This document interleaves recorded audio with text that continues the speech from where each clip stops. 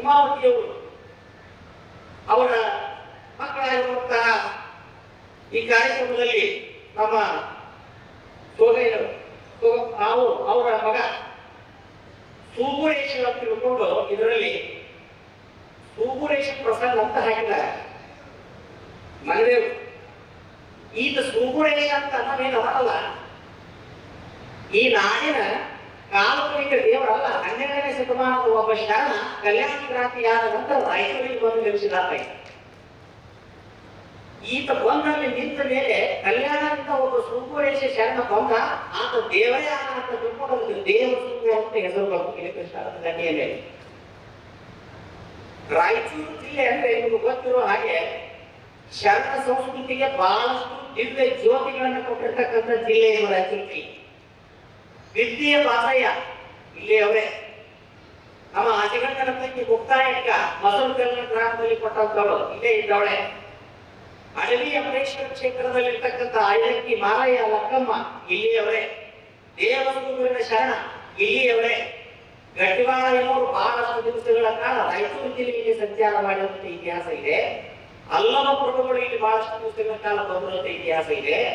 ನಂತರದಲ್ಲಿ ನಾರದಗಟ್ಟೆ ಜನ್ಮಸುರ ಶಿವಯೋಗಿಗಳವರು ಕಲ್ಯಾಣದ ಅನುಭವ ಮಂಟಪವನ್ನ ನಾರದಗಟ್ಟೆಯಲ್ಲಿ ಬಂದು ಪ್ರತಿಷ್ಠಾಪನೆ ಮಾಡಿರುವಂತ ಇತಿಹಾಸ ಇದೆ. ಆ ಪರಂಪರೆ ಸಾಲಿನಲ್ಲಿ ಗಣಮಠದ ಶಿವಯೋಗಿಗಳು ಬಸವಣ್ಣವರ ವಚನಗಳನ್ನ ಕೈ ಮ್ಯಾಲೆ ಹೊತ್ತು ಬೇರೆ ಮ್ಯಾಲೆ ಇಟ್ಟುಕೊಂಡು ಈ ಜಗತ್ತಿನೊಳಗ ಎಲ್ಲರವರ ನೆತ್ತಿಗೆ ಜ್ಞಾನ ಕೊಟ್ಟರು.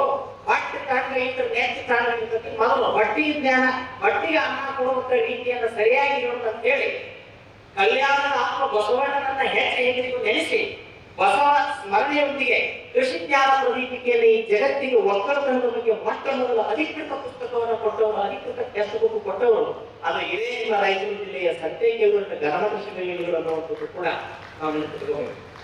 ಬಹಳ ಪುಸ್ತಕ.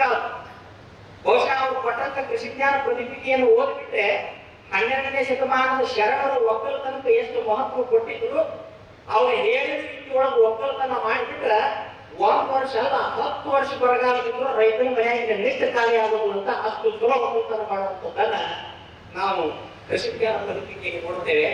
ರಾಯಚೂರು ಜಿಲ್ಲೆಯಲ್ಲಿ ಗೌಡರಿಗೆ ಕಡಿಮಿಲ್ಲ. ಒಬ್ಬೊಬ್ಬ ಗೌಡರು 100, 150 ಎಕರೆ, 70 ಎಕರೆ, 70 ಎಕರೆ ಹೊಲ ಇದ್ರು ಒಬ್ಬಕ್ಕೆ ಉಣ್ಣಾಕಿಲ್ಲ ಅನ್ನೋಂಥ ಒಕ್ಕಲತನ ಈ ಜಿಲ್ಲೆಯಲ್ಲಿ ಇರೋದ್ರಿಂದ ಬರಗಾಲದ ಅಣೆಪಟ್ಟಿಯನ್ನು ಕಟ್ಟಿಕೊಳ್ಳೋದ್ರಿಂದ ಇಂಥ ನಾಡಿಗೆ ಬಸವಣ್ಣನವರ ಕಾಯಕದ ಒಕ್ಕಲತನವನ್ನ ಈ ನಾಡಿಗೆ ಪರಿಚಯಿಸಿದವರು ಗಣಮಠದ 4 ವರ್ಷದ ಶಿವಯೋಗಿಗಳು. ಅಂಥವ್ರು ಕೂಡ ಈ ಭಾಗದಲ್ಲಿ ಶರಣ ತತ್ವಗಳನ್ನು ಪ್ರಸಾರ ಮಾಡಿದರು. ಎಷ್ಟು ಕಠೋರವಾಗಿ ಪ್ರಸಾರ ಮಾಡಿದ್ರು ಅಂದ್ರೆ 12ನೇ ಶತಮಾನದ ಶರಣನ ವಚನಗಳಿಗಿಂತ ಒಂದು ಹೆಜ್ಜೆ ಮುಂದೆ ಹೋಗಿ ವೇದ, ಶಾಸ್ತ್ರ, ಪುರಾಣ, ಆಗಮಗಳಿಗೆ ಬಸವಣ್ಣನೇ ತಾತ ಮತ್ತೊಂದೇಗೆ ಹೊಸ ಬಸವನ ಬಿಟ್ಟರೆ ಮಿಗಿಲಾದ ದೈವಗಳಿಲ್ಲವೆಂದ ಗಣಮಠೇಶ ಒಂದು ತಿಳ್ಕೊಂಡ್ಬಿಟ್ರೆ ಸರ್ ಬಸವಣ್ಣ ಎಷ್ಟು ದೊಡ್ಡ ಗೊತ್ತಾಗ್ತದೆ. ವೇದ ಇರುವಂತಕ್ಕ, ಶಾಸ್ತ್ರ ಇರುವಂತಕ್ಕ, ಆಗಮ ಇರುವಂತಕ್ಕ, ಪುರಾಣ ಇರುವಂತಕ್ಕ, ತರ್ಕ ಇರುವಂತಕ್ಕ, ಇವೇನೇ ಇರಲಿ ಇವೆಲ್ಲರಿಗೂ ತಾತ ಯಾರಂದ್ರೆ ಆ ಬಸವಣ್ಣನೇ ತಾತ. ಅದನ್ನ ಬಿಟ್ಟು ಮತ್ತೊಂದು ರಥ ಇಲ್ಲ. ಬಸವನೇ ಮಂತ್ರ, ಬಸವನೇ ತಾತ, ಬಸವನೇ ಮುತ್ತಚ್ಚ, ಬಸವನೇ ಎಲ್ಲ ಅನ್ನುವಂಥ ಮಾತನ್ನ ಗಣಮಠದಾರರು ಈ ಭಾಗದಲ್ಲಿ ಹೇಳಿದರು. 150ಕ್ಕೂ ಸ್ವರವಚನಗಳನ್ನು ಬರೆದಾರೆ. 150 ಸ್ವರವಚನಗಳನ್ನು ಬರೆದಿರ್ತಕ್ಕಂಥ ಗಣಮಠ ಶಿವಯೋಗಿಗಳವರಲ್ಲಿ 40ಕ್ಕೂ ಹೆಚ್ಚು ಪದ್ಯಗಳು ಯಾರಿಗೆ ಮೀಸಲಿಟ್ಟಾರಂದ್ರೆ ಕಲ್ಯಾಣದ ಬಸವಣ್ಣನ ಹೊಗಳುವುದಕ್ಕಾಗಿ ಮೀಸಲಿಟ್ಟಿದ್ದಾರೆ ಅನ್ನುವಂಥದ್ದನ್ನು ನಾವು ಮಾಡ್ಕೊಂಡ್ರೆ ಬಸವೇಶ ಪಾಲಿಸೋ ಶಶಿಭೂಷ ಕಾಲನೆ ನೆನದಾಕ್ಷಣ ಮುಕ್ತನ ಮಾಡುವ ನಿಮ್ಮ ಗಣನಾಮವನ್ನು ಅನುದಿನ ಓದಿಸಿ ಅಂತ ಹೇಳ್ತಾರೆ. ಬರೀ ಒಂದು ಬಸವಣ್ಣ ಅಂದ್ರೆ ಕೈವಲ್ಯ ಪದ ಸಿಕ್ಬಿಡ್ತದೆ ಅನ್ನುವಂಥ ಆತ್ಮವಿಶ್ವಾಸದ ಮಾತನ್ನ ಹೇಳಿರ್ತಕ್ಕಂಥ ಗಣಮಠ ಶಿವಯೋಗಿಗಳು 130 ವರ್ಷಗಳ ಹಿಂದೆ ಇವತ್ತು ನಾವೇನು ಗೌರವೋಪಾಸನೆಯಿಂದ ನಡೆಸ್ತೀವಿ ಅಂತೀವಿ. ಅವ್ರು ಈ ಭಾಗದ ಹಳ್ಳಿಗೆ ಹೋಗಿ ಒಬ್ಬ ಭಕ್ತರ ಮನೆಗೆ ಹೋಗ್ತಾರೆ. ಅವ್ರ ಹೆಸರು ಬಕ್ಕೀರಪ್ಪ ಅಂತಂತದ್ದಿ. ಯಾಕಪ್ಪ ನೀವು ಲಿಂಗಾಯತ ಆಗಿ ನೀವು ಬಕ್ಕೀರಪ್ಪ ಅಂತ ಹೆಸರಿತ್ತಲ್ಲ, ಯಾಕೆ ಬಸಪ್ಪ ಚಲಬಸಪ್ಪ ಸಿಗಲಿಲ್ಲ ಅಂತ ಕೇಳ್ತಾರ. ನೀವು ಹೆಸರು ಚೇಂಜ್ ಮಾಡ್ಕೊಂಡ್ರೆ ನಿಮ್ಮ ಮನೆಯ ಪ್ರಸಾದ ಮಾಡ್ತೀರಿ, ಇದು ಮಾಡೋಲ್ಲ ಅಂತ ಹೇಳ್ತಾರ. ಬಲವಂತ ಗಿಡಗಳಿಗೆ ಹೋಗ್ಬಾರ್ದು ಅಂತೇಳಿ ನೀವು ಯಾಕೆ ಹಾಕ್ತೀರಿ ಹೆಂಗಂತಾರ, ನೀನು ಬಕ್ಕೀರಪ್ಪ ಅಲ್ಲ, ನೀವು ಬಸವಲಿಂಗಪ್ಪ ಅಂತ ಹೆಸರಿಟ್ಟು ಅವ್ರ ಮನೆಯೊಳಗೆ ಪ್ರಸಾದ ಮಾಡಿ ಕಷ್ಟ ರೀತಿಯ ಬಸವ ತತ್ವಗಳನ್ನ ಆಚರಣೆಗೆ ತಂದವರು ಗಣಮಠದ ಶಿವಯೋಗಿಗಳು. ಅವರ ಬಗ್ಗೆ ಮಸ್ಕಿ ಬಸವ ಶಾಸ್ತ್ರಿ ಬಾಗಿಲು ಶಿಲ್ಪದಲ್ಲಿ ಬರೆದಿದ್ದಾರೆ. ಅನೇಕರ ಬಗ್ಗೆ ರಾಯಚೂರು ಜಿಲ್ಲೆ ಜನ ಇಲ್ಲಿ ಮೇಲೆ ಅದು ಗಣಪಟವನ್ನು ಓದ್ರಿ, ಗಣಪಟ ಶಿವರಿಗೆ ಅಧ್ಯಯನ ಮಾಡ್ರಿ ಅನ್ನುವಂಥ ಮಾತನ್ನು ಹೇಳ್ತಾ ನಂತರದಲ್ಲಿ ಒಳಬಳ್ಳಾರಿ ತಾತನವ್ರು ನೋಡ್ತಾರೆ. ಎಂಥವ್ರು ಒಳಬಳ್ಳಾರಿ ತಾತನವ್ರು ಅಂದ್ರೆ ಅವ್ರ ಮುಂದೆ ಯಾರಾದ್ರೂ ಹೋಗಿ ಬಸವ ಬಸವ ಅಂದ್ರೆ ಶಬ್ದ ಕರೆದ್ಬಿಟ್ರೆ ಅವ್ರ ಕಣ್ಣ ನೀರು ಬರ್ತಿತ್ತು. ಬಸವಣ್ಣನ ಹೆಸರನ್ನ ಯಾರಾದ್ರೂ ಅವ್ರ ಮುಂದೆ ಉಚ್ಚಾರ ಮಾಡೋದು ಅಂದ್ಬಿಟ್ರೆ ಅವ್ರ ಕಣ್ಣೊಳಗೆ ನೀರು ಬರ್ತಿತ್ತು ಅಂತ ಅರ್ಥ ಬಿಡ್ತಿದ್ರಂತ. ಎಷ್ಟೊಂದು ಅವರಲ್ಲಿ ಬಸವ ಭಕ್ತಿ ಇತ್ತು ಅಂತಂದ್ರೆ ಒಳಬಳ್ಳಾರಿ ತಾತನವರಿಗೆ ಸ್ವತಃ ಅವ್ರು ಇದ್ದಂತ ಸಂದರ್ಭದೊಳಗ ಅವ್ರ ಮಠಕ್ಕೆ ಒಬ್ಬ ಹೆಣ್ಮಗಳು ಅಮಾವಾಸ್ಯೆ ದಿವಸ ಮಗನಿಗೆ ತಗೊಂಡು ಎಲ್ಲಾ ಊರಿನ ಭಕ್ತರು ಬಂದಾಗ ಆ ಪುರುಷ ಅಳಕತ್ತಾಗ ಮನೆ ಪುರುಷವ ಅಂದ್ರೆ ಆ ತಾಯಿಯ ಮನೆಯಲ್ಲಿ ಹಾಲು ಬಿಟ್ಟಿದ್ದಿಲ್ಲಂತ ಎಲ್ಲರೂ ಹಾಕಿದ್ರಂತ.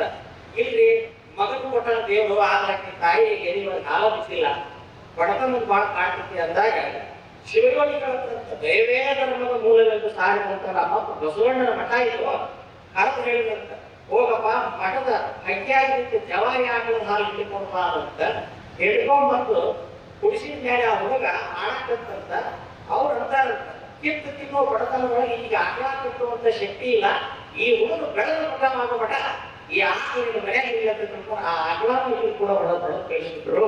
ಮುಂದೆ ಆ ಹುಡುಗನ ಹೆಸರು ಏನಿತ್ತು ಅಂದ್ರೆ ಈತ ಬಸವಣ್ಣ ಮಠವಾಳಿನ ಆಕಳ ನಾವು ಕೊಡೋದಿತ್ತು ಬಸವಣ್ಣನ ಬೆಳೆಯಲಿ ಅಂತ ಆಶೀರ್ವಾದ ಮಾಡಿದ್ರು. ಮುಂದೆ ಆ ಹುಡುಗನ ಹೆಸರು ಬೇರೆ ಇತ್ತು, ಅದಕ್ಕೆ ಹೆಸರು ಏನಿತ್ತು ಅಂದ್ರೆ ಆ ಹುಡುಗನ ಹೆಸರು ತೆಗೆದು ಅದಕ್ಕೆ ಬಸವ ಅಂತ ನಾಮಕರಣ ಮಾಡಿದ್ರು ಅನ್ನುವಂಥದ್ದು ಕೂಡ ಅವ್ರ ಚರಿತ್ರೆಯಲ್ಲಿ ನಾವು ನೋಡ್ತೇವೆ. ಇವೆಲ್ಲ ಫ್ಯಾಕ್ಟ್. ರಾಯಚೂರು ಜಿಲ್ಲೆಯೊಳಗೆ ಒಂದು ಕಾಲ ನಡೆದಂತ ಇತಿಹಾಸದ ಕಾಲಘಟ್ಟಗಳಿವೆ. ಈ ಎಲ್ಲ ಕಾಲಘಟ್ಟಗಳು ಈ ಜಿಲ್ಲೆಯಲ್ಲಿ ನಡೆದಿದ್ದಾವೆ. ಇದೆಲ್ಲದಕ್ಕೂ ಭೂಷಣಪ್ರಾಯವಾಗಿ ಇವತ್ತು ಚುಕ್ಕಿಯ ಬಡತನ ಪ್ರತಿ ವರ್ಷ ಬಸವಣ್ಣವ್ರ ಕಾರ್ಯ ನಡೆಯಲಿ ಅಂತ ತಿಳ್ಕೊಂಡು ಬಸವ ತತ್ವ ಚಿಂತನ ಗೋಷ್ಠಿಗಳನ್ನ ಮಾಡ್ಕೊಂಡು ಬಂದಿದೆಯಲ್ಲ, ಇದಕ್ಕೆ ಹಿನ್ನೆಲೆ ಇದೆ. ಅದಕ್ಕೆ ಕಾರಣ ಏನಂದ್ರೆ ಇವರು ಮನದೇವರು ಸುಗೋರೇಶ್ವರ ಅಲ್ಲ, ಆತ 12ನೇ ಶತಮಾನದ ಶರಣ. ಅದಕ್ಕೆ ನನ್ನ ದೇವಸ್ಥಾನಕ್ಕೆ ಬಂದು ಅಭಿಷೇಕ ಮಾಡೋದಕ್ಕಿಂತಲೂ ಭಕ್ತರ ಕೈವರೆಗೂ ವಚನಗಳ ತತ್ವದ ಅಭಿಷೇಕ ನಡೆಯುತ್ತೆ ಅಂತ ತಿಳ್ಕೊಂಡು ಈ ಕಾರ್ಯಕ್ರಮವನ್ನು ಮಾಡಕ್ಕೆ ಪ್ರಯತ್ನಿಸೋಲ್ಲ. ಇದು ಈ ನಾಯಕರನ್ನು ನಡೆಯಬೇಕಾದದ್ದು, ಇದು ಈ ನಾಡಿಗೆ ಪ್ರಸ್ತುತವಾಗಿ ಬೇಕಾಗಿತ್ತು ಅನ್ನುವಂಥ ಮಾತನ್ನ ಈ ಸಂದರ್ಭದಲ್ಲಿ ಹೇಳ್ತೇನೆ. ಇನ್ನೊಬ್ಬರು ಬರ್ತಾರೆ, ಈ ಕಡೆ ಪೂಡಿ ಬಸವೇಶ್ವರ ಅಂತ ಬರ್ತಾರೆ. ಆ ಪೂಡಿ ಬಸವ ಯಾರು ಬೇರೆ ಅಲ್ಲ, 12ನೇ ಶತಮಾನ ಬಸವಣ್ಣವರ ತತ್ವಗಳನ್ನ ಪ್ರಚಾರ ಮಾಡಿಕೊಂಡು ಬಂದಿರತಕ್ಕಂಥ ಒಬ್ಬ ಶರಣ. ಆಗ ಎಲ್ಲರಿಗೂ ವಿಭೂತಿ ಕೊಡ್ತಿದ್ದ ತನ್ನ ಜೊಳಗ್ಯಾಗ ವಿಭೂತಿಗೆ ಕೆಲವು ಕಡೆ ಪೂಜೆ ಅಂತ ಕೂಡ ಬಳಸ್ತಾರೆ. ಯಾಕಂದ್ರೆ ಮೊದಲು ವಿಭೂತಿ ಆಗಬೇಕಾದ್ರೆ ಪೂಜೆ ಆಗಿ ವಿಭೂತಿ ಆಗಿರ್ತೈತಿ.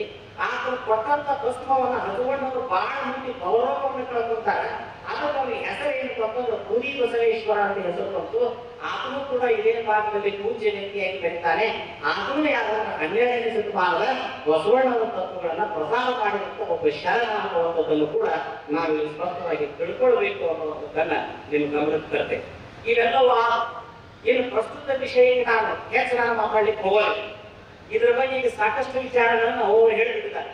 ನಾ ಯಾಕೆ ಮಾತಾಡ್ಲಿಕ್ಕೆ ಹೋಗೋದಿಲ್ಲ ಅಂತಂದ್ರೆ ಇವತ್ತು ವಿಜ್ಞಾನ ಬೆಳೆದಿದೆ, ತಂತ್ರಜ್ಞಾನ ಬೆಳೆದಿದೆ, ಆರ್ಟಿಫಿಷಿಯಲ್ ಇಂಟೆಲಿಜೆನ್ಸ್ ಅಂತ ತಿಳ್ಕೊಂಡು ಏನು ಬಂದಿದೆ. ನೀವೆಲ್ಲರ ಕೈಯಾಗೂ ಕೂಡ ಅಂಗೈಯಾಗಲ್ಲ ಮೊಬೈಲ್. ಒಂದು ಕಾಲ ಇತ್ತು, ಹಳಕಟ್ಟಿ ಹರಟೇಕರ್ ಪಂಚಪ್ಪನವರು, ಬಸವರಾಜ ಶಿವಯೋಗಿಗಳು, ಧಾರವಾಡದ ಮೃತ್ಯುಂಜಯ ಸ್ವಾಮಿಗಳು ಅಂತವ್ರು ಲಾಟಾನ ಹಿಡ್ಕೊಂಡು ಊರಿಗೆ ಹೋಗಿ ಬಸವಣ್ಣವ್ರ ಜಯಂತಿ ಬಸವ ಪ್ರಚಾರ ಮಾಡಿದ್ರು. ಅವ್ರು ಹೋಗುವಂತ ಕಾಲಕ್ಕೆ ಲಾಟಾನ ಹಿಡ್ಕೊಂಡ ಹೋಗ್ಬೇಕು, ರೋಡು ಇದ್ದಿಲ್ಲ, ಚಕಡಿ ಮೇಲೆ ಹೋಗ್ಬೇಕು, ರಾತ್ರಿ ನಡ್ಕೊಂಡ ಹೋಗ್ಬೇಕು. ಇವತ್ತು ನಮ್ಮ ಕಾಲ ಬಹಳ ಸುಂದರ ಕಾಲ. ನಾನು ನನ್ನ ಮನದಾಗ ಕೂತು ಈ ಜನರನ್ನು ಉದ್ದೇಶಿಸಿ ಲೈವ್ ಆಗಿ ಮಾತಾಡುವಂತ ಒಂದು ವ್ಯವಸ್ಥೆ ಇವತ್ತು ಬಂದಿದೆ. ಅದಕ್ಕೆ ಇವತ್ತು ನಾವೇ ಇದು ಮಾತಾಡಬೇಕಂತ ಏನು ಬಂದಿರಲ್ಲ, ಆ ಮಾತುಗಳು ಪೂರ್ಣ ಆಗಲಿಲ್ಲ, ಆಗುವಂತ ಸಂದರ್ಭವೂ ಕೂಡ ಇಲ್ಲಿ ಇಲ್ಲ, ಸಮಯ ಬಾಳಾಗಿದೆ. ನಮ್ಮ ಅನೇಕ ವಿಚಾರಗಳನ್ನ ಒಂದು ವೇದಿಕೆ ಮೇಲೆ ಸ್ಪಷ್ಟವಾಗಿ ಈ ವಿಷಯಕ್ಕೆ ಒಂದು ನ್ಯಾಯ ಕೊಡಬೇಕಂದ್ರೆ ಅದಕ್ಕೆ ಸಂಪೂರ್ಣವಾಗಿ ನ್ಯಾಯ ಕೊಡುವಂತ ಉಪನ್ಯಾಸಗಳು, ಪ್ರವಚನಗಳು ಯೂಟ್ಯೂಬ್ಗಳಲ್ಲಿ ಬರ್ತಾವ. ಆ ಯೂಟ್ಯೂಬ್ಗಳಲ್ಲಿ ಬರುವಂತ ಪ್ರವಚನಗಳನ್ನು ನೀವು ಕೇಳಿದ್ರೆ ಸಾವಿರ ಪುಸ್ತಕಗಳನ್ನು ಓದೋದು ಬೇಡ, ಆ ಓದಿದ ಕೂಡ ನಿಮ್ಮೆಲ್ಲರಿಗೂ ಬರ್ತಿರುವಂತ ಮಾತಲ್ಲಿ ಸಂದರ್ಭದಲ್ಲಿ ಹೇಳಕ್ ಇಚ್ಛಪಡ್ತೀನಿ. ಒಬ್ಬ ಪ್ರವಚನಕಾರ 1 ತಾಸು ಮಾತಾಡ್ಬೇಕಾದ್ರೆ 100 ಪುಸ್ತಕ ಓದಿ ಮಾಡ್ಬೇಕಂತ. ಒಬ್ಬ ಪ್ರವಚನಕಾರ 1 ತಾಸು ನಿಮಗೆ ಉಪನ್ಯಾಸ ಮಾಡಬೇಕು ಅಂದ್ರೆ, ಭಾಷಣ ಮಾಡಬೇಕು ಅಂದ್ರೆ ಒಂದು 100 ಪುಸ್ತಕ ಬಳಸಿರ್ಬೇಕ. ಅದಕ್ಕೆ ಲಿಂಗಾನಂದ ಸ್ವಾಮಿ ಹೇಳ್ತಿದ್ರಂತ, 100 ಪುಸ್ತಕ ಓದೋದು ಬೇಡ, ಒಬ್ಬ ಪ್ರವಚನಕಾರನ ಉಪನ್ಯಾಸ ಕೇಳಿಬಿಟ್ರೆ 100 ಪುಸ್ತಕ ಓದೋದು ಪುಣ್ಯ ಇರುತ್ತೆ ತಿಳ್ಕೊಂಡು ಹೇಳಿದ್ರಂತ. ಇವತ್ತು ಬೆಳಗಿನ ಜಾವದಿಂದ ರಾತ್ರಿ 9 ಮಠ ಇವತ್ತು ಕೇಳಿ ಬಹುಶಃ ನನಗೆ ಅನ್ಸಿದ ಮಟ್ಟಿಗೆ 1000 ಪುಸ್ತಕ ಓದೋದು ಪುಣ್ಯ ಇವತ್ತು ಚುಕ್ಕಿ ಪ್ರತಿಷ್ಠಾನವರು ನಿಮಗೆ ಒದಗಿಸಿಕೊಟ್ಟಿದ್ದಾರೆ ಅನ್ನುವಂಥದ್ದನ್ನ ನಾನು ಹೇಳಿ ಇಚ್ಛೆ ಪಡ್ತೇನೆ.